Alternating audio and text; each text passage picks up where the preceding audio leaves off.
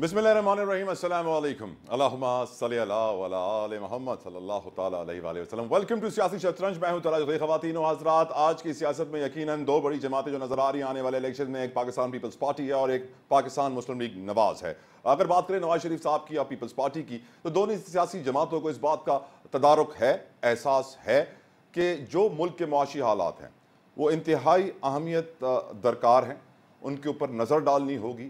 अगर पाकिस्तान को आगे बढ़ना है तो हर सियासी जमात को यह सोचना होगा कि मईशत का पहिया कैसे चलेगा, क्योंकि हमारा इंपोर्ट बिल तो 1 महीने का है फॉरेक्स रिजर्व्स में जो डॉलर हमारे पास पड़े हुए हैं, और उसमें से भी 2 अरब डॉलर ऐसे हैं जो 23 जनवरी को यूएई को, मुत्तहदा अरब अमारात को रोल ओवर करने हैं। तो यकीनन आज हम देखते हैं कि मियां नवाज शरीफ साहब ने भी अपनी तकारीर में, अपने खिताबात में यही कहा है कि मईशत के लिए एमरजेंसी बुनियादों पर काम करना होगा। बिलावल भुट्टो जरदारी साहब ने भी यही कहा है कि आज जो हम मईशत के हालात देख रहे हैं आज से पहले कभी नहीं देखे। तो आज मैं आपसे यही कहूंगा कि आप जिसको भी वोट डालें ये जरूर याद रखिएगा कि मईशत के लिए उनके पास क्या प्लान है, क्या तरीक़ाकार है, क्या लाहे अमल है। अगर मुआशी प्लान मौजूद नहीं तो सियासी प्लान किसी काम का नहीं। इसलिए वोटर को सोचना होगा कि अब महंगाई, बेरोजगारी और ये बुरे होते हुए मईशत के हालात किस तरह और कौन बेहतर करेगा। बात की हमने नवाज शरीफ साहब की, बिलावल भुट्टो साहब की। अगर पीटीआई की बात करें तो आज हमने देखा पीटीआई के वकील लतीफ खोसा साहब फिर चीफ जस्टिस ऑफ पाकिस्तान से मुकालमे करते हुए नजर आए।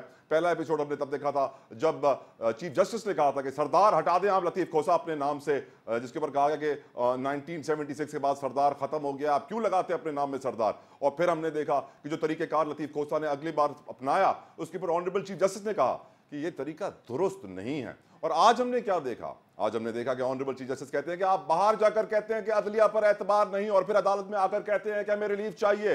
ये कैसा दोगलापन है। यकीनन ये मुकालमों का सिलसिला जारी है। अब देखना यह है कि कहां रुकेगा और क्या पीटीआई को अब रिलीफ मिलेगा या नहीं। लेकिन ऑनरेबल चीफ जस्टिस ने कह दिया है कि जो कानूनी तरीकेकार है उसके मुताबिक दरखास्त लगाइए और फिर रिलीफ मांगिए। ये स्पेशल केस बना के आप रिलीफ और केसेस की समाअत ना करवाइए। साथ साथ बानी पीटीआई क्या वो इलेक्शन में होंगे या नहीं होंगे, एक बहुत बड़ा सवाल है। फैसला आज लाहौर हाई कोर्ट ने महफूज कर लिया है। जस्टिस बाकर नजफी के साथ 3 रुकनी बेंच ने यह फैसला महफूज किया है। अब देखना यह है कि फैसला कब आएगा। लेकिन एक बात तो वाज़ेह है, जो खबरें गर्दिश कर रही हैं, जो बयानात जारी हो रहे हैं, उसमें कहा गया है कि पीटीआई के पास प्लान सी मौजूद है और वो 8 फरवरी 2024 को उस प्लान सी का इस्तेमाल करके सबको सरप्राइज देंगे। यकीनन आज के प्रोग्राम में जानने की कोशिश करेंगे कि ये प्लान सी आखिर है क्या। अगर अदालतों की बात करें तो सिंध हाई कोर्ट के अंदर एक बहुत इंपॉर्टेंट केस, मिसिंग पर्संस का केस, जिसमें जस्टिस नेमतुल्लाह फुलपोटो ने जबरी गुमशुदगी केस में ये फैसला सादर किया कि जो 10 साल से 2 लोग गुमशुदा हैं, जो मालूम है कि जबरी गुमशुदा किए गए हैं, उनको फौरन पेश किया जाए। कुछ भी करके उनको पेश किया जाए। अब देखना यह है कि अदालती अहकाम पर अमल होगा या नहीं। क्योंकि हम सियासतदानों की बात करें तो आज शेख रशीद साहब जब गए अदालत तो पहले खबरें ये आई कि 9 मई हमला केस में उनको बाइज्जत बरी कर दिया गया, उनकी ज़मानतें मंजूर हो रही हैं। लेकिन फिर खबर आई कि उनको गिरफ्तार कर लिया गया है एक और केस में। तो उनके सितारे गर्दिश में, लगता है उनको एक और चिल्ला काटना पड़ेगा अपने सियासी करियर को आगे बढ़ाने के लिए। MQM की बात करें तो मुस्तफ़ा कमाल साहब कहते हैं कि MQM के बिना कोई वज़ीर आज़म बना ही नहीं सकता, MQM की ज़रूरत पड़ेगी।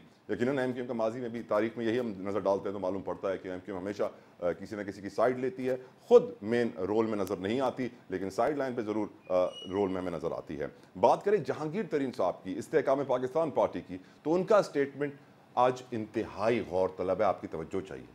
वो फरमाते हैं प्राइम मिनिस्टर की कुर्सी इंतहाई खतरनाक है, बादशाह समझता है कि मैं सब कुछ कर सकता हूं।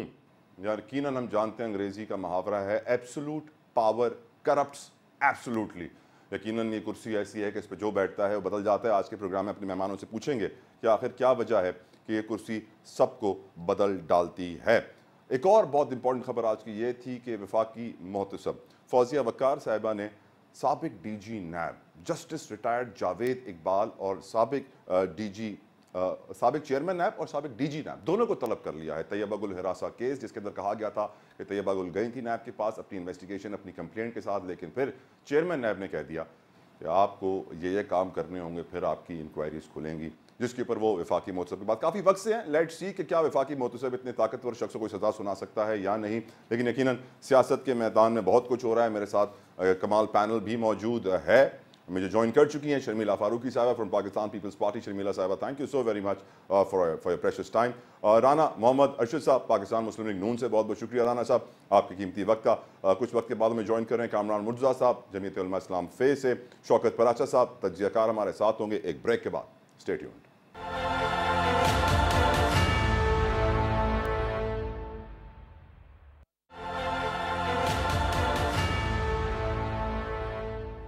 सियासी शतरंज में गुफ्तगू कर लेते हैं पहले बिलावल भुट्टो जरदारी साहब के एक बड़े अहम बयान के ऊपर। वो फरमाते हैं आज कि जो मुखालिफिन के साथ हो रहा है कल उनके साथ होगा। यकीनन जो कर रहे हैं वो भी इस सिचुएशन का सामना करेंगे और इसे हम कहते हैं karma. What you shall sow shall you reap, जो आप बोगे सो काटोगे। जो दूसरों के लिए कबर खोदता है वो उसमें खुद गिरता है। पहले मैं इसके ऊपर थोड़ी सी तफसीलन वजाहत चाहूँगा शर्मिला फारूकी साहिबा से। शर्मिला साहिबा, बिलावल साहब ने जो स्टेटमेंट दी है, क्या ये स्टेटमेंट पीटीआई की तरफ इशारा कर रही है कि जो पीटीआई के साथ लोग कर रहे हैं वो आगे चल के उनके साथ भी होगा, या ये स्टेटमेंट पीपल्स पार्टी की तरफ इशारा कर रही है जो पीपल्स पार्टी को लेवल प्लेइंग फील्ड नहीं दे रहे हैं, कल उनके साथ भी होगा? जी बहुत शुक्रिया। देखिए जी, ये तो मकफ़ात अमल है कि अगर आज आप किसी के साथ ज़्यादती करेंगे, उसका हक मारेंगे, तो karma takes a full circle और कल ये आपके साथ ज़रूर होगा। पीपल्स पार्टी को कभी भी लेवल प्लेइंग फील्ड नहीं मिली, चाहे वो आईजीआई का बनना हो, चाहे वो पीपल्स पार्टी पेट्रियट्स का बनना हो, या 2013 के अंदर दहशतगर्दी के वाक़यात हो जिसमें पीपल्स पार्टी कैंपेन नहीं कर पाई, या आज का ही आप माहौल ले लें जिसमें एटलीस्ट 6 हमारे ऐसे कैंडिडेट्स हैं जिनको सिंबल नहीं दिया जा रहा और हम अदालतों से रुजू कर रहे हैं। देखिए अगर आप किसी के साथ ज़्यादती करेंगे तो ये चीज़ घूम फिर के एक ना एक दिन आपके सामने भी आएगी। और ये एक इशारा इस तरफ भी ज़रूर है कि आपको याद होगा कि पीटीआई के दौर के अंदर किस तरीके से अपने सियासी मुखालफिन को जेलों में बंद रखा गया, किस तरीके से उनकी ज़बान बंद की, किस तरीके से उनके साथ ज़्यादती की, पार्लियामान को अंडरमाइन किया। बहुत सारी चीज़ें हुई। मैं अगर फ़हरिस्त गिनाना शुरू कर दूँ तो मेरा ख़्याल है आपका प्रोग्राम इसी पे हो जाएगा। और आज देखिए इनके साथ क्या हो रहा है। So whatever you sow you shall reap. और अगर आज किसी के साथ ज़्यादती हो रही है और अगर आज किसी को दबाया जा रहा है, तो आज जो इस चीज़ का समर उठा रहे हैं या जिस पे शादियाने बजा रहे हैं, कल ये उनके साथ भी होगा। ये होना ये एक चक्कर होता है जो घूम फिर के आता है। जब बिलावल भुट्टो जरदारी साहब ये बात करते हैं ना कि 70 साला वो सीधा सियासत को दफन कर दो, तो वो इसी सियासत की बात करते हैं। ये नफरत की सियासत, एक दूसरे को जेलों में डालने की सियासत, एक दूसरे को नीचा दिखाने की सियासत। हम क्यों कह रहे हैं? हमारे इलेक्शन का स्लोगन इस दफा है, चुनो नई सोच को। ये वो सोच है जो कहती है कि साथ मिल के चलो। ये वो सोच है जो कहती है कि अवाम के लिए काम करो। ये वो सोच है जो कहती है कि अवामी मईशत को सामने लेकर आओ। ये वो सोच है जो कहती है कि ताकत का सर चश्मा अवाम है। देखिए, पीपल्स पार्टी इस वक्त वाहिद जमात है जो आपको ऑन ग्राउंड नजर आएगी। पीपल्स पार्टी बिलावल भुट्टो जरदारी न जाने कब से इलेक्शन कैंपेन कर रहे हैं। हम अपना मंशूर भी सामने ले आए। पीएमएल ने तो आज कल से शुरू की है और अभी तक उनका मंशूर सामने नहीं आया। दीगर जमातें कहाँ हैं हमें नहीं पता, कौन सी ड्राइंग रूम की सियासत हो रही है। इलेक्शन का माहौल अगर नजर आ रहा है तो वो पीपल्स पार्टी की वजह से नजर आ रहा है और हम यही बात करते हैं। देखिए, पीटीआई से उनका सिंबल ले लिया गया। हमारी हमदर्दियां उनके कारकुनान के साथ हैं। बहैसियत as a political worker, my sympathies are with their political workers. लेकिन उनके साथ जो कुछ भी हो रहा है उन्हें अपने अंदर, अपने सफ़ों में भी देखना ज़रूरी है कि क्या हुआ है, कहाँ उनकी गलतियां हैं, कहाँ उनकी कोताहियां हैं और उसको दुरुस्त करें। वो आज भी हठधर्मी दिखा रहे हैं, वो आज भी एक they are playing the victim, हालांकि गलतियां खुद की हैं और वो समझते हैं कि एक शख्स अगर तमाम उम्र लाडला रहेगा तो ऐसा होता नहीं है। कल आप लाडले थे, आज कोई और है, कल कोई और होगा। यही चलता रहा तो इस मुल्क में कब free and fair election. Sajid साहब, आपकी नज़र में बिलावल साहब का इशारा किस तरफ है? मेरे ख्याल से हर सियासी जमात की तरफ है साजिद साहब, ये कि आप जो बोगे सो काटोगे, और हमारे सियासतदानों ने जो बोया है वो कमाल बोया है। सर आपको सर पसंद तो आया होगा। कमाल का काट रहे हैं सारे के सारे ना। और पाकिस्तान की तारीख आप उठा लें और पाकिस्तान की तारीख़ में हमेशा सियासी मैदान के अंदर दंगल रहा एक ना। अच्छा, सियासी मैदान में दंगल रहा, उठापटक रही और आपस में दस्तो गिरेबार आए, लेकिन इस पूरे प्रोसेस में, इस पूरे दंगल में, इस पूरे लड़ाई झगड़े के अंदर अगर किसी ने सफ़र किया है ना, तो पॉलिटिकल लोगों ने सफ़र नहीं किया, बल्कि पब्लिक ने सफ़र किया है। ठीक है ना। आज भी पाकिस्तान की पब्लिक डैम से महरूम है। ठीक है ना। आज भी पाकिस्तान के अंदर पानी, बिजली, सैलरी जैसे बुनियादी मसाइल जो कि हल करना सेकंडों और मिनटों का काम है बिल्कुल ना, लेकिन आज उससे वो महरूम है। दुनिया चांद पर जा रही है और हम लोग आपसी गिरोही इख्तलाफात में पड़े हुए हैं। हम मिसाल देते हैं वर्ल्ड की, आप देखिए ना वर्ल्ड कहाँ पर है, दुनिया है कहाँ पर। जो तरक्की याफ्ता, तरक्की पजीर ममालिक हैं वो आसमान की बुलंदियों में पहुँचे हुए हैं। इंडिया जाकर चाँद पर रिसर्च करके आ गया, टीम भेज कर। ठीक है ना। अपनी लोग ज़मीन की तह में जा रहे हैं मुख्तलिफ ममालिक, और हम जो हैं वो आपस की पॉलिटिकल जंग के अंदर एक दूसरे को तो बर्बाद करने पर तुले हुए हैं। अच्छा, ये फ़िक्रा, ये मुहावरा बहुत अच्छा है कि जैसा करेंगे वैसा भरेंगे। जी हाँ। और ये अगर इस्लामी हिसाब से भी देखा जाए बिल्कुल दुरुस्त तो है। बिल्कुल दुरुस्त है। वो इसलिए कि जो इंसान बोता है वो काटता है, और जो इंसान गलत करता है उसके साथ गलत होता है, जो अच्छा करता है वो अच्छा, उसके असरात भी अच्छे आते हैं। अच्छा, इस पूरी लड़ाई के अंदर एक लफ्ज़ असरात है ना, मैं लड़ना नहीं चाह रहा किसी से ना, मैं दलाइल से बात करना चाह रहा हूँ। ठीक है ना। इस पूरी इन अल्फाज के अंदर एक लफ्ज़ असरात। मिसाल के तौर पर अगर अल्लाह ना करे किसी घर में इंतकाल हो जाए तो उसके असरात लोगों के चेहरे पर, फैमिलीज़ के चेहरे पर आते हैं, और ख़ुशी के असरात भी चेहरों पर आते हैं। ठीक है ना। लेकिन जो इस पॉलिटिकल जंग आज तक हुई, पाकिस्तान को 74 साल बने हुए हो गए, कौम के चेहरे पे 30 साल डिक्टेटरशिप यहाँ पर रही, और 30-34 साल, तकरीबन 34-45 साल अपना पॉलिटिकल लोग यहाँ पर रहे, लेकिन इसके असरात पॉलिटिकल लोगों पे तो गए। ठीक है, भुट्टो साहब को फांसी हुई, मोहतरमा शहीद हुई, जुल्फ़कार मतलब भुट्टो को सरेआम रोड पर, जब मोहतरमा प्राइम मिनिस्टर थी, उनका सदर उनका अपना था, खुले रोड पर मार दिया गया ना। और मोहतरमा से किसी ने पूछा कि ज़िंदगी में आप खौफज़दा कब थी, तो उन्होंने कहा सबसे ज़्यादा खौफज़दा मैं उस वक्त थी कि चारों सूबों मेरी हुकूमत, सदर मेरा, मैं खुद वज़ीर-ए-आज़म, और मेरे भाई को रोड पर मार दिया गया। ठीक है ना।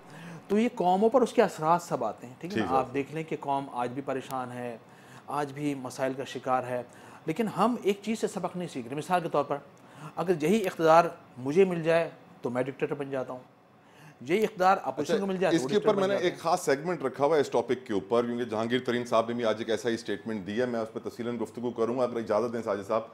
कामरान मुर्जा साहब, माशाल्लाह से आप बड़े सीनियर कहूँगा कानूनदान भी, सियासतदान भी।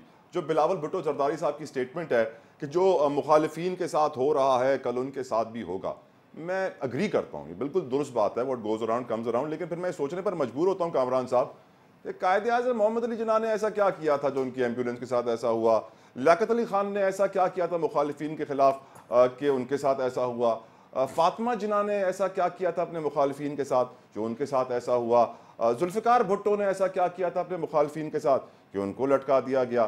तो ये तो तारीख भरी पड़ी है सर हमारी मुल्क की ऐसे लोगों से। कुछ समझाएंगे कामरान साहब मुझे प्लीज़? देखिए, वो उनकी थ्योरी ठीक नहीं है शायद, कि जो जिस तरह से कर रहा है वो भर रहा है, वरना तो पीपल्स पार्टी के साथ जो हुआ वो फिर वो बताएंगे कि उन्होंने क्या किया था, जो जवाब में उनके साथ ये सारा कुछ हुआ। बीबी शहीद के साथ क्यों ऐसा हुआ, जुल्फ़िकार अली भुट्टो के साथ ऐसा क्यों हुआ, उनके मामू के साथ ऐसा क्यों हुआ, और उस वक्त हुआ जिसके ऊपर फिर मुख्तलिफ बातें। सर मुझे तो करबला याद आ जाता है कि जो हक और सच का साथ देता है उसके साथ मुश्किलात तो होती हैं सर। करबला भी ठीक है, मगर उसमें बात ये है कि यहाँ तो बात डेमोक्रेसी की है। वो उस वक्त तो शायद एक मुख्तलिफ माइंडसेट था उसमें। लेकिन सर वो करबला का पैगाम तो ता क़यामत तक तो है ना सर, कि हक को बातिल की जंग है, हक हमेशा मुश्किलात का शिकार होगा लेकिन फतह उसी की होगी, सर कटा कर भी। वो ये करबला जो है वो यूरोप में क्यों नहीं होता, ये करबला जो अमेरिका में क्यों नहीं होता? वहाँ इस्लाम नहीं है ना सर, वहाँ इस्लाम कम है सर, वहाँ क्रिश्चियनिटी ज़्यादा है। हाँ, उन्होंने जो है वो कुछ तय कर लिए, हमने असूल हमारा असूल जो है वो सिर्फ ये है कि हम ताकत के साथ चलते हैं, या ताकत को कैप्चर करने के लिए जो है हमारा एक्सटेंड तक जाते हैं। उसमें किसी भी पार्टी की तरफ से जो है ना वो आप देखिएगा तो वो आपको कोई उसका कोई माजी को बहुत ज़्यादा शानदार नज़र नहीं आएगा। मैं किसी का नाम नहीं लेता, मगर जिसको भी देखेंगे आप अपने 74 साल का रिकॉर्ड देखेंगे तो वो 74 साल में जो ना शायद किसी का भी जो है ना वो माजी ऐसा कोई ताबनाक नजर नहीं आएगा। सब के सब तकरीबन जो है ना वो डिक्टेटर्स के साथ रहे हैं और डिक्टेटर्स के साथ मिल के चलते रहे हैं, या जो भी उसके पास हर एक के पास अपनी अपनी एक्सप्लेनेशन है। हर एक कहता है कि मेरी वाली बात ठीक थी, उस वक्त मजबूरी थी, मगर दूसरे वाले की जो है ना जो दूसरे ने किया था वो उसकी मजबूरी लेकिन नहीं डिक्टेटर्स का मुकाबला सर पीपल्स पार्टी ने तो बड़ा किया है सर, वो लटके हैं तख्तेदार पे ऊपर। देखिए उसमें भी दोनों बातें हैं ना, फिर अगर उससे जो मुकाबला करने से पहले वाले एरा में चले जाएं तो फिर कोई और बात आ जाएगी, तो फिर छोड़ दीजिए ना। वो माजी में किसी न किसी जगह पे कोई ना कोई प्रॉब्लम किया हुआ है, तो वो फिर उस प्रॉब्लम की वजह से जो है ये सारा कुछ चल रहा है। पर ये प्रॉब्लम JUIFA में नहीं है सर? मैं सबके लिए जो कह रहा हूँ कि हम में से सबका जो है ना कोई प्रॉब्लम रहा हुआ है। हम तरफ उंगली उठाते हैं, जैसे IGI का नाम ले लिया इन्होंने अपना, मेरी बहन ने, तो मगर अपना नाम हम में से कोई भी नहीं लेगा ना। मैं कहूँगा कि नहीं, हम नाम जो बहुत जो है ना पाक दामन है, हमने तो कुछ नहीं किया, मगर अगर आप पाकिस्तान को इंडिपेंडेंटली देखें तो वो सब ने कुछ ना कुछ ऐसा काम किया हुआ है जिसके ऊपर शायद जो है वो उंगलियां उठ सकती हैं। तो इसको बेहतर ये है कि हम आइंदा के लिए कुछ मामला ऐसे सेटल कर लें जिसके ऊपर उंगलियां ना उठ पाए। आप इमीडिएटली पहले चले जाइए, इमरान साहब जो उन्होंने MQM से सवाल आ गया सर आपकी तरफ, कैसे करेंगे ये जो आप बातें कर रहे हैं? कैसे सेटल करेंगे? सेटल करने के लिए फिर अल्टीमेटली शायद बैठना पड़ेगा। कब इस वक्त भी जो 74 साल हो गए, पाकिस्तानियों को खड़े रहना अच्छा लगता है सर, बैठना नहीं। खैर, I will come back to you Kamran साहब। जो कारमा की सियासत है, what goes around comes around sir, आप इसके ऊपर क्या नजरिया रखते हैं? और जो मैंने कहा कि जो जुल्फिकार भुट्टो, कायदे आजम से लेकर जुल्फिकार भुट्टो और फिर आज भी हो रहा है, अब क्या इसमें भी कारमा ही दिख रहा है सर आपको? बहुत शुक्रिया। बड़े सीनियर लोगों ने बात कर ली मुझसे पहले, और ज़ाहिर असूल की बात है तो सब ने अपने अपने असूल के हवाले से बात की। सबसे अहम बात यह है, जितना भी आपने रेफरेंस दिए या शर्मिला बीबी साहिबा ने या सेनेटर साहब ने दिए, बात यह है कि ओवरऑल नाकामी है, सिस्टम नहीं हम डेवलप कर सके। आप वेस्ट की एग्जांपल दे रहे थे, सेनेटर साहब ने वेस्ट की एग्जांपल दी, वहाँ उन्होंने सिस्टम बनाए हुए हैं ना। हमारे यहाँ सिस्टम नहीं है, हम निज़ाम डेवलप नहीं कर सके। हम हर 10-5 साल के बाद हम एक नया निज़ाम लेके आ जाते हैं। ट्रंप ने जो कुछ किया, अमेरिकन पार्लियामेंट पे, कैपिटल हिल पे अटैक हुआ, कैसे उन्होंने अकाउंटेबिलिटी की। 18 साल उन्होंने सज़ा सुनाई और ट्रंप को नाअहल कर दिया। हमारे यहाँ भी ऐसा वाक़या हुआ है, लेकिन अभी तक कोई पता नहीं क्या हुआ। मादी के जिन जराइम की आपने बात की, आई मस्ट से ये क्राइम्स हैं, क्राइम्स अगेंस्ट पाकिस्तान, कोई उसकी अकाउंटेबिलिटी किसी से हिसाब नहीं लिया गया। तो क्या हमें मायूस होना चाहिए? नो, मायूस नहीं होना चाहिए। जो स्ट्रगल तो हर दौर में हुई। आपने कहा कि भुट्टो को फांसी दी गई, जुडिशल मर्डर हुआ, तो क्या भुट्टो के नाम लेने वालों ने उसको एक्सेप्ट किया? नो। MRD की तहरीक चलती रही ना। बीबी को शहीद किया गया तो आसिफ अली जरदारी साहब ने पाकिस्तान खप्पे का नारा लगाया। जनरल परवेज मुशर्रफ ने 3 नवंबर 2007 को जो कुछ किया, तो अभी भी पिछले हफ्ते भी रेजोनेंस आई उस केस की। तो पाकिस्तान की स्ट्रगल जारी है, और कौमों की तारीख में स्ट्रगल जारी रही तो कौमें बनती हैं। हाँ, सारा नज़ला जो एक और गेस्ट MKM के कह रहे थे साजिद साहब, कि सारा नज़ला तो आवाम पे गिरता रहा, लेकिन आवाम ने हमेशा सही फैसला किया। आवाम ने हर दौर में जमहूरी कुव्वतों का साथ दिया, पर आवाम के फैसला कबूल हुआ, मकबूल नहीं हुआ। आवाम का फैसला, आवाम को जो चीज़ें मकबूल थी वो एज अ बिटर पिल तो कबूल करना पड़ी, लेकिन वो अंदर नहीं गई ना। और यही पाकिस्तान का मसला है कि मैंने कहा ना, हर 5-10 साल के बाद हम एक नया सिस्टम लेके आ जाते हैं। और अभी जो एक ठंडी हवा का झोंका है वो यकीनन बिलावल भुट्टो जरदारी की बातें हैं कि नफरत ख़त्म करें, नफरत की सियासत नहीं चलेगी। और यही जो मुहावरा वो बार बार कह रहे हैं, बार बार वो सिर्फ वो जब उधर गए थे दीर में 1 महीना पहले था, या चित्राल में घूमते रहे, वहाँ से उन्होंने ये बातें शुरू की। और वो अपना एक ही नज़रिया सामने लेके चल रहे हैं कि अगर हम आए तो हम ये नफ़रत की सियासत ख़त्म करेंगे। और नफ़रत की सियासत कैसे ख़त्म होगी? जैसे आसिफ जरदारी साहब कहते थे कि ट्रूथ एंड रिकन्सिलिएशन कमीशन, काश हमारे मुल्क में गलतियों का एतराफ़ पब्लिकली करने का हौसला पैदा हो और फिर हम उससे आगे बढ़े। साहब एतराफ़ तो तब होगा ना जब सजा मिलेगी, सजा मिलती नहीं है तो कोई एतराफ़ करे क्यों? मैंने कहा ना, अभी जनरल परवेज मुशर्रफ वाला केस पिछले हफ्ते फिर उसकी रेजोनेंस आई, तो क्या हम उसको क्या समझें? या जो कुछ अभी हमारी अदालतों के सामने जो कुछ होता है हम इसको क्या समझें? भुट्टो रेफरेंस खुल गया ना जुडिशियल मर्डर वाला, किसी न किसी डायरेक्शन में तो जाएगा। शौकत साहब, I come back to you. Rana Arshad साहब, आपका भी इस पे मौक़िफ़ जानना जरूरी है। बिलावल भुट्टो साहब नून लीग को कह रहे हैं कि जो आप दूसरों के साथ कर रहे हैं कल आपके साथ भी होगा और ये नफरत इंतकाम की सियासत छोड़ दें, क्या आप छोड़ेंगे सर? बिस्मिल्लाहिर्रहमानिर्रहीम। मैं समझता हूँ कि बिलावल साहब का जवाब तो जो जरदारी साहब ने दिया था वही है कि अभी उनको सीखना है, अभी उनको बहुत कुछ देखना है। हमने हमेशा मोहब्बत वाला रवैया अख्तियार किया है और जो नवाज साहब ने 21 अक्टूबर को मनारे पाकिस्तान में कहा था कि हम सबको साथ लेकर चलेंगे, सब मिलकर पाकिस्तान के मामलात और मसाइल का हल निकालेंगे। जिस तरह 2013 में बिजली की लोड शेडिंग का खात्मा किया था और 12,000 मेगावाट बिजली पैदा की थी, ज़रब-ए-ज़ब का आगाज किया था, दहशतगर्दी का खात्मा किया था। लोड शेडिंग तो अभी तक चल रही है सर, लोड शेडिंग खत्म हो गई है क्या पाकिस्तान से सर? जी, मेरा ख्याल ये है कि 2013-14 में 18 से 20 घंटे की लोड शेडिंग थी।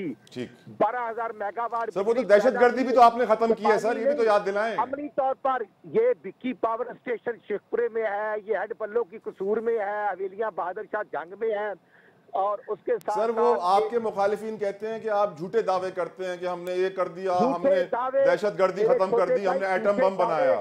झूठे दावे आप पर मैं इल्जाम तो नहीं लगा सकता, आप करते होंगे या कोई और करता। मैं तो जो बात कर रहा हूँ, मैं पंजाब की कैबिनेट का मेंबर था। ये पावर स्टेशन अल्हम्दुलिल्लाह हमने इनॉग्रेशन की, हमने वहाँ काम करवाया, हमने उनको तैयार किया, बिजली पैदा की और फिर ज़रब-ए-ज़ब का आगाज 16 जून 2014 को नवाज शरीफ ने किया था। फिर दहशतगर्दी खत्म हुई। ये है कि नवाज शरीफ का नाम लेकर अपनी सियासत को जिंदा करना, ये उनको मैं ये तो नहीं कह सकता कि जब उनके बयानिए में कुछ है नहीं, वो अपनी कारकर्दगी दिखाएं। कराची में, सिंध में क्या कारकर्दगी है?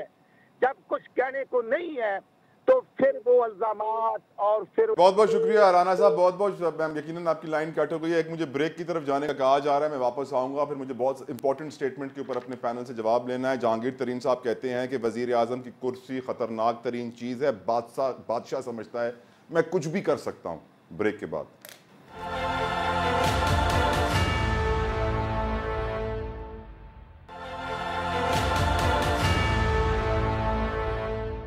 आज इस्तेहकाम पाकिस्तान पार्टी के जहांगीर तरीन साहब की एक स्टेटमेंट मेरी नज़र में इंतहाई अहमियत की हामिल है। वो फरमाते हैं कि वजीर आजम की कुर्सी बड़ी खतरनाक चीज़ है, जो इस कुर्सी पे बैठता है वो अपने आप को बादशाह सलामत समझता है और बादशाह सलामत ये समझता है कि वो जो चाहे कर सकता है, उसे कोई कुछ नहीं कह सकता, कोई रोक नहीं सकता।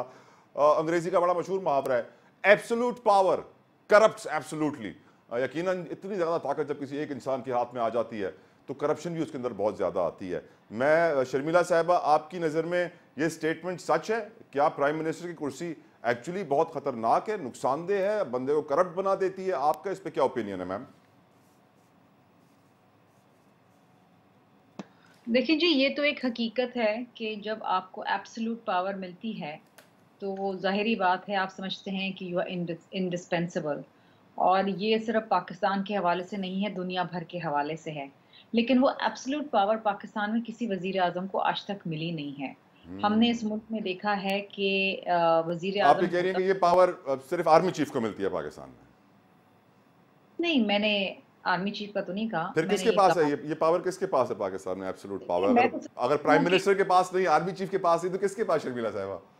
मैं तो ये समझती हूँ कि एब्सोल्यूट पावर सिर्फ अल्लाह ताला के पास है, किसी इंसान के पास एब्सोल्यूट पावर नहीं हो सकती। हाँ, पाकिस्तान जैसे मुल्क के अंदर of course there are different power centres. आपका आर्मी चीफ भी बहुत इंपॉर्टेंट पोजीशन है, of course he is the ultimate defender of your country. वजीर आजम अगर 2/3 अक्सरियत लेकर आ जाए तो ऑफ कोर्स वो अपने आप को बहुत पावरफुल समझता है और समझता है कि मेरे ही फैसले जो हैं वो दे आर द अल्टीमेट और I should have the last से। जुडिशरी के पास बहुत पावर्स हैं। आपने चीफ जस्टिस को देखा है माजी में, आपने इफ्तिखार चौधरी को भी देखा था जिस तरीके से वो सूमोटो लेते थे। जब आपके पास एब्सोल्यूट पावर होता है ना, तो आप फिर इसमें कोई शक नहीं है कि इंसान ये समझता है कि बस मैं ही हूँ और मैंने ही यहाँ पर रहना है।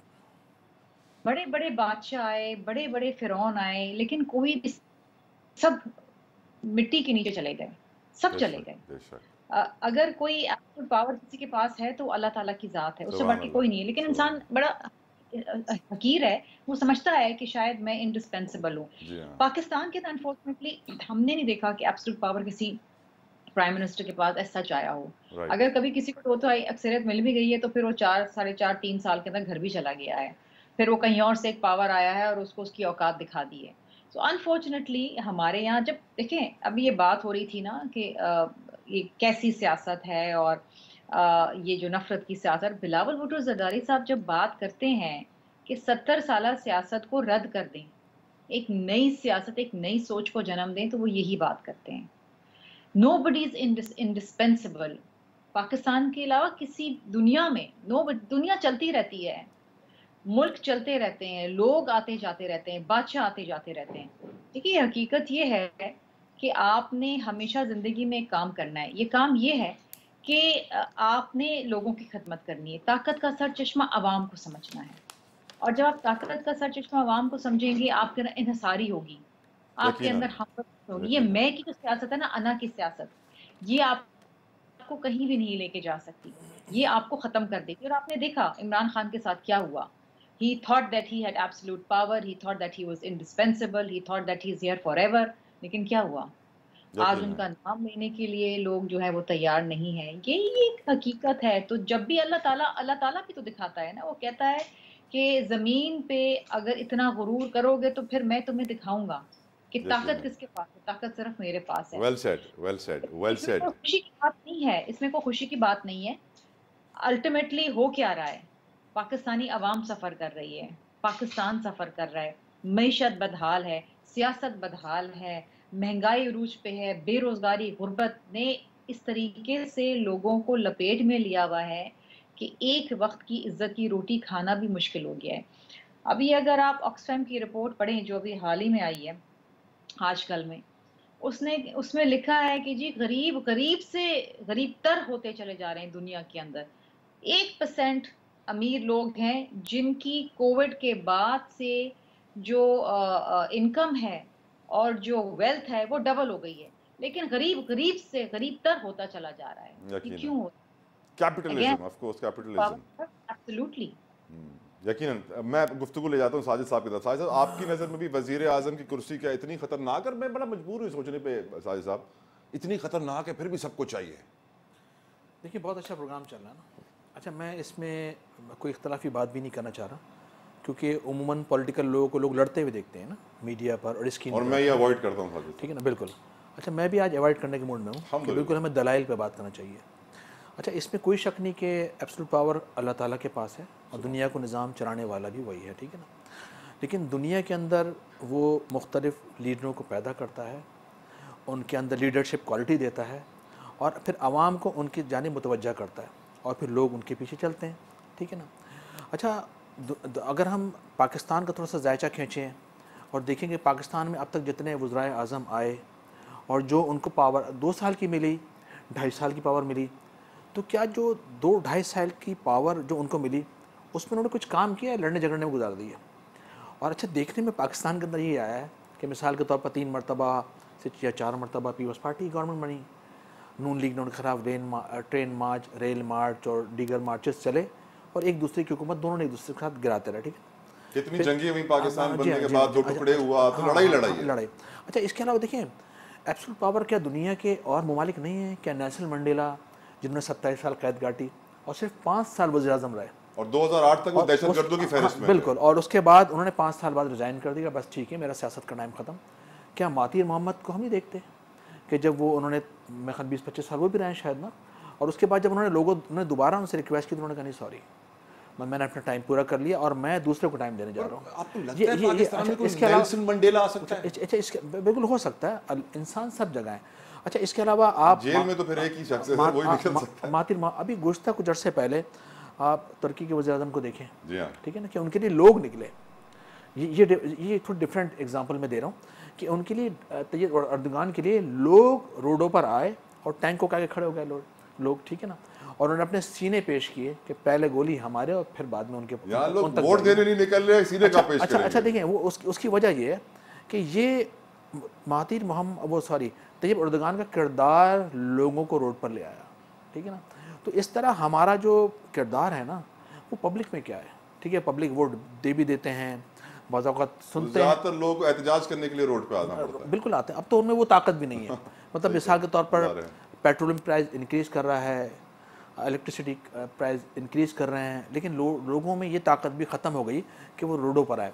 अभी एक साहब कह रहे थे कि हमें आपस में बैठना चाहिए, लेकिन अगर पाकिस्तान की तारीख़ आप उठाएं तो हमें बिठाया गया हमेशा कान पकड़ के, ठीक है ना। तो क्या हमें ये सूट करता है कि हमें कोई कान पकड़े बिठाए, या हमें ये सूट करता है कि हम खुद बैठ जाए? अगर आपको लोगों से मोहब्बत है, वो देखें अल्लाह ताला ने ज़िंदगी बहुत मुख्तसर दी है, 50, 60, 70 साल, 80 साल ज़्यादा इंसान जीता है, और इस ज़िंदगी के अंदर किसी को लीडरशिप मिलती है ना, तो वो जन्नत कमाने का इससे अच्छा मौका कोई नहीं होता। इम्तिहान है, ठीक है ना। वो इसलिए कि बहुत बड़ा एग्ज़ाम होता है, उसके लिए बहुत ख़तरात भी होते हैं, लेकिन वो अगर चाहे तो वो इस 4-5 साल दौर में वो कुछ करके दिखा दे कि लोग बोलें कि कोई चाहे ना चाहे हमें तो ये चाहिए, ठीक है ना, कोई माने ना माने हम तो इसकी मानते हैं। अच्छा देखिए, इसके लिए यकीनन पब्लिक को भी सोचना होगा और पब्लिक को भी फैसला करना होगा कि भाई हमें क्या करना है, क्या हमें कठपुतली रहना है बने हुए, या हमें हिम्मत। देखें, लीडर टीचर होता है, और जो पावर पब्लिक के अंदर देता है ना, वो लोगों के अंदर पावर एक लीडर देता है। लोगों के अंदर देखें, लोग अपना तमाम वेट लीडर्स के झोली में डालते हैं, शोल्डर पर डालते हैं, और फिर वो उस बुनियाद पर जो कुव्वतें हैं उनको मसल्स दिखाता है, उस ताकत की बुनियाद पर, ठीक है ना। तो या तो आपको उस ताकत पर इतना एतमाद होना चाहिए कि आप पर कभी क्राइसिस आए तो आप बाहर नहीं भागें, फिर आप फेस करें खंदा पेशानी के साथ, आप जेल काटें, जूते खाएं, गोली खाएं, डंडे खाएं, ठीक है ना। ये तो हो गया कि पब्लिक ने जो आपको वोट दिया। वाले तो भाग गए थे सर 93 में, कुछ साउथ अफ्रीका गए, कुछ लंदन गए। अच्छा देखिए, एमक्यूएम की आपने बात की, 1992 को जब एमक्यूएम के खिलाफ ऑपरेशन शुरू किया तो उस वक्त हमें सिग्नल मिला कि आप रूपोश हो जाएं या मर जाएं। सब रूपोश हो गए। उसके बाद कहा कि आप बाहर आ जाएं, तो सब बाहर भी आए, लीडर्स कुछ बाहर गए और कुछ यहाँ पर। एक बड़ी ताकत ने, एक बड़ी कारकुनों की तादाद में ज़मीन पर लड़े हैं, फिजिकल लड़े, और फिजिकल लड़ने के बाद उनके जिस्मों में गोली भी उतारी गई। मैं खुद 2.5 साल जेल मैंने काटी, 1 महीना मैं रिमांड पर था, ठीक है ना। और वो मोहतरमा का दौर था उस ज़माने में जब मैं अरेस्ट हुआ था, और उसके बाद फिर बड़ी तकलीफ़। नसरुल्लाह बाबर वज़ीर दाखिला थे कि जब वो किसी कारकुन को मारते थे तो उसके सीने पे जाए खड़े हो जाते थे। ऐसी एग्जांपल है हमारे पास।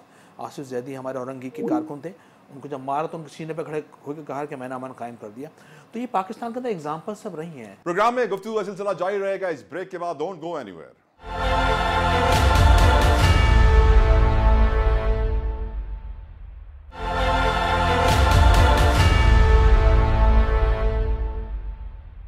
वेलकम बैक टू सियासी शतरंज। गुफ्तगू को आगे बढ़ाते हैं। सेनेटर कामरान मुर्तज़ा साहब ने हमें ज्वाइन कर लिया है। सेनेटर साहब, जो गुफ्तगू हो रही है वो जहांगीर तरीन साहब की स्टेटमेंट के ऊपर हो रही है कि वज़ीर आज़म की कुर्सी बहुत ख़तरनाक चीज़ है, बादशाह समझता है कि वो जो चाहे कर सकता है। आपकी नज़र में क्या वज़ीर आज़म की कुर्सी ख़तरनाक है, और अगर इतनी ख़तरनाक है तो फिर आपको क्यों चाहिए कामरान साहब?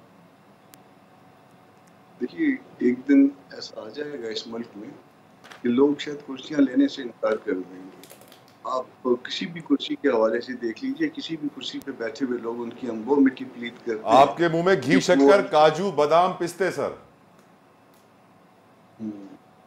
तो हम मिट्टी प्लीत कर रहे हैं ना। आज हम सुप्रीम कोर्ट की कर रहे हैं, कल वाली सुप्रीम कोर्ट की भी हमने की, उससे पहले वाली सुप्रीम कोर्ट की भी हमने की। इसी तरह से हम जो है ना वो हुकूमतों की जो है, या जो पार्लियामान में बैठे हुए लोग होते हैं उनकी मिट्टी प्लीत करते हैं। उनके साथ वो बातें जुड़ी होती हैं या नहीं जुड़ी होती, मगर हम जोड़ देते हैं। और किस तरह से जोड़ देते हैं, क्योंकि मामला जो ना एक का नहीं है, हम सबका कसूर है, हमारा कसूर है। इसको मामले को कहीं ना कहीं से ठीक करना पड़ेगा। भले हम ऊपर से ठीक करें, भले हम नीचे से ठीक करें, मगर ठीक नहीं हो पा रहा इस वक्त तक। प्रॉब्लम ये है, इसमें इस वक्त तक प्रॉब्लम ये है कि हम में से जो भी आता है, जो भी जो है वो आया था, जो भी आता है, जो भी आना चाहता है, वो किसी न किसी के साथ मिल के खेलना जाता है। और ये भी एक जो है वो मसले का वो जो प्रॉब्लम है उसकी एक वजह है, और इस वजह को हम कभी भी ठीक नहीं करते। बात हम जमहूरियत की करते हैं, मगर जिस वक्त हमको मौका मिलेगा, मुझे मौका मिलेगा आपको हटाने का, तो मैं किसी ताकतवर के साथ मिलकर आपको हटाने में अपना किरदार पूरा अदा करूँगा। और जमहूरियत मुझे सिर्फ उस वक्त याद आएगी जब जोर मुझ पे आएगा। यकीनन यकीनन। और इसको सर आम फहम में कहते हैं कि पाकिस्तानियों को टांग खींचने का बड़ा शौक है, किसी और को ऊपर जाते हुए देख नहीं सकते, कोई ऊपर जा रहा होता है तो फौरन से उसकी टांग खींचने में लग जाते हैं। सर कामरान साहब, एक और बहुत इंपॉर्टेंट केस है मेरी नज़र में, आपकी तवज्जो चाहता हूँ सर। उस केस का नाम है तैयबा गुल हिरासा केस, जो कि एक बड़े ताकतवर शख्स के ऊपर है जिनका नाम है जस्टिस रिटायर्ड जावेद इकबाल, जो काफ़ी वक्त से केस परसू कर रही हैं। अब हमारी वफाकी मोहतसिब फौजिया वकार साहिबा ने साबिक चेयरमैन और DG नैब दोनों को तलब कर लिया है कि क्या मामला है, अपना बयान दे। मैं सर ये सोचने पर मजबूर हूँ, जस्टिस रिटायर्ड जावेद इकबाल जैसे शख्स को क्या कोई वफाकी मोहतसिब सजा दे सकता है? वो शख्स जो मिसिंग पर्सनस कमीशन के ऊपर 8-9 लाख तनख्वाह ले रहा हो, चेयरमैन नैब रहा हो, जिसका कोई बाल भी बीका ना कर पाया हो, क्या एक तो वफाकी मोहतसिब कुछ कर सकता है? और दूसरा मेरा सवाल इसमें यह है सर कि आपकी जमात जब मंशूर बना रही है, क्योंकि आप एक मजहबी जमात हैं, तो क्या आप वुमेन एम्पावरमेंट को दिमाग में रख रहे हैं? क्या आप उन औरतों को दिमाग में रख रहे हैं सर जो रोज हरेसमेंट का शिकार होती हैं और फिर अदालतों के चक्कर काटती हैं इंसाफ के लिए उन बड़े बड़े लोगों के खिलाफ, जो बड़ा मुश्किल है लेना? Your opinion sir. यकीनन हम वुमेन एम्पावरमेंट को जहन में रख के आगे बढ़ रहे हैं, और वुमेन एम्पावरमेंट के लिए जो है वो ये पहली दफ़ा है कि हमने अपने दस्तूर को अमेंड कर दिया और एक बाकायदा जो है ख़वातीन का एक अलग से शोबा कायम कर दिया जमात के अंदर। और वो एक जिस तरह से बाकी जो ना वो मर्दों के हवाले से जो ना वो डीलिंग होती है, हम थोड़ा सा ज़ाहिर एक मजहबी जमात है तो थोड़ा सा पर्दे के हवाले से स्ट्रिक्ट है, मगर उस पर्दे के अंदर जो है ना उनके काम करने के लिए जो है वो पार्टी के अंदर जो है वो हमने मौके पैदा कर दिए हैं। और ये अमेंडमेंट हमने की है रिसेंट पास में, कोई 2-4 महीने हुए हैं, और इसकी मुख्तलिफ हवालों से हमने शोबे बनाए हैं, वकला के हवाले से बनाया, प्रोफेशनल्स के हवाले से, और इसी तरह से हमने ख्वातीन को भी जो है उनकी अलग से नुमाइंदगी जो है वो जमात के अंदर पाएंगे। देखिए इग्नोर नहीं कर सकते आप किसी कीमत पे भी, और अगर इग्नोर करेंगे तो आप फिर बहुत पीछे रह जाएंगे। अग्रीड, बिल्कुल दुरुस्त फरमाया आपने। साजिद साहब, MQM का इसके ऊपर क्या मौक़िफ़ है? और ये जो मैंने वफाकी मोहतसिब वाला तैयबा गुल हिरासा केस का भी निशानदेही की है, कि आपको लगता है ऐसे ताकतवर लोगों को कोई वफाकी मोहतसिब सज़ा दे सकता है, और क्या औरतों को हम हिरासगी से बचा सकते हैं? अच्छा देखिए, एक तो किसी भी दुनिया का माशरा इस चीज़ की इजाज़त किसी को नहीं देता, ठीक है? अग्रीड। कि फिर भी हर माशरे में हाँ उसी माशरे में रहना है, उसी माशरे में है बिल्कुल, और कि वो किसी भी खातून के साथ हिरासा करे, उसको हिरासा करे, हिरासमेंट करे, जबरी करे, और ये तो बहुत ही रॉन्ग हो जाता है, ठीक है ना? अच्छा, अभी कुछ दिन पहले मैंने उनकी क्लिप्स चले थे कुछ, जो कि ऑडियो थे, रिकॉर्डिंग थी, जी। और दुनिया ने वो सुनी भी है, ठीक है ना?